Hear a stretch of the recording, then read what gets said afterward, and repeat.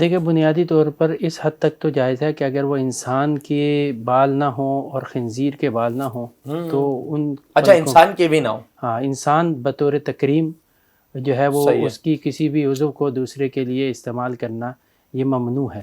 ہمارے اچھا ہاں جو استعمال ہوتا ہے یہ بامر مجبوری ہوتا ہے، کڈنی دیتے ہیں ہاں یا میں اسی خون طرف دیتے آتا ہے ہیں، کہ لیور کڈنی وغیرہ دیتے ہو رہے ہیں ہیں، اور خون دیتے ہیں، لیور وغیرہ دیتے ہیں، یہ اس کی گنجائش ایک انسانی جان کو بچانے کی حد تک دی گیا، ورنہ فی نفسی ہی ایسے کڈنی دینا یا اعضائے انسانی ڈونیٹ کرنا یہ شرعاً جائز نہیں ہے. ٹھیک ہے اس لیے میں نے وضاحت کر دی. جی. اگر انسانی بالوں پہ سے وہ پلکیں بنائی گئی ہیں یا پھر وہ خنزیر کے بالوں سے بنائی گئی ہیں تو وہ تو ممنوع ہے.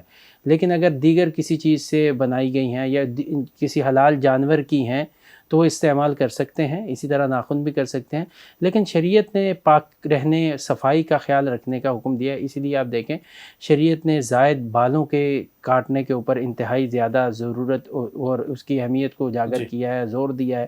اسی طریقے سے ناخن جو ہے ہر ہفتے کاٹنے کے حوالے سے تلقین کی ہے.